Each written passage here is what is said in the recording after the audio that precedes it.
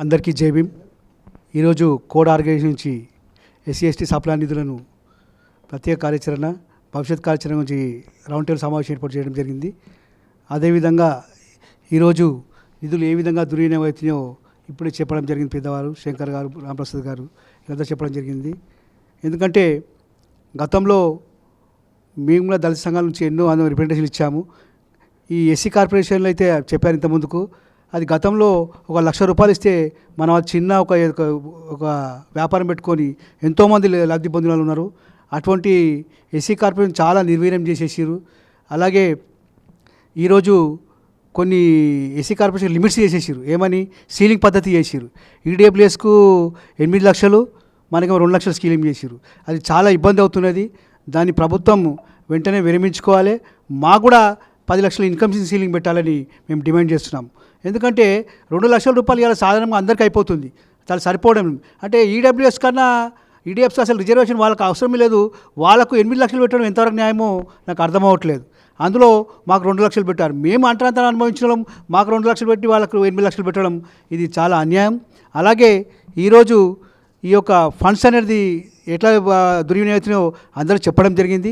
అయితే దీని భవిష్యత్ కార్యాచరణ ఒకటే, అన్ని సంఘాలు దత్త సంఘాలు కలుపుకొని మనొక పెద్ద ఒక ర్యాలీ అన్న ఒక ఉద్యమం చేసి పెద్ద వర్షాలు అందరూ ఇక్కడ కూర్చురు కాబట్టి ముఖ్యమంత్రి ఉప ముఖ్యమంత్రి తోటి మనం ఒక అపాయింట్మెంట్ తీసుకొని ఈ నిధుల మీద మన ఒక ఎస్సీ మంత్రిని కానీ లేదా ఎస్సీ డెవలప్మెంట్ మంత్రి ఎవరైనా మన ఎస్సీ మంత్రిని కంపల్సరీ వేయాలి. అది కూడా మన వారిని కాకుండా వేరే వారిని వేస్తేనే చాలా మంచిది. ఎందుకంటే మన వాళ్ళకు మనం ఈ స్కీమ్ల గురించి చెప్పి ఇచ్చినాం అనుకోండి, వాడు ఇంప్లిమెంటేషన్ చేయడు. వాళ్ళు ఫస్ట్ భయపడతాడు. ముఖ్యమంత్రి గారు ఏది చెప్తే అది చేస్తాడు. అందుకే మన మంత్రి కంపల్సరీ వేరే కాస్ట్ వాడే ఉండాలి. వేరే కాస్ట్ వాడు ఉంటేనే మనం వాడిని గట్టిగా అడగవచ్చు, గట్టిగా ప్రయత్నం చేయొచ్చు. అందుకే ఈ యొక్క స్పెషల్ డెవలప్మెంట్ ఫండ్స్ గురించి అందరం భవిష్యత్ కార్యం చేయాలంటే దీనికి రాబోయే రోజుల్లో పెద్ద ఉద్యమం చేయాలి. ఎందుకంటే ఆల్రెడీ అందరూ ఎట్లా దుర్వినియోగం అవుతుందో చెప్పడం జరిగింది. వాళ్ళు ఏ విధంగా దాన్ని మనం కాపాడుకోవాల్సిన బాధ్యత మన పైన ఉందని ఇంతకు పెద్దలు చెప్పడం జరిగింది. ఆ తరంలో పోకుండా భవిష్యత్ కార్యాచరణ ఏ విధంగా చేస్తే బాగుంటుంది.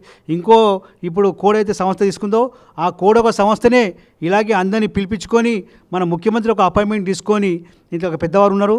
దాని కార్యాచరణ ఒక ధర్నా కార్యక్రమం లేదా పెద్ద ర్యాలీ కార్యక్రమం చేసి ఒక మెమోరాండం సమర్పించేస్తేనే అప్పుడు గవర్నమెంట్ భయపడుతుంది. లేకపోతే అప్పుడే గవర్నమెంట్ భయపడుతుంది. ఎందుకంటే గతంలో ఈ చట్టం చేయడానికి పెద్దవారు తారకం గారు ఇంకా చాలామంది చేశారు.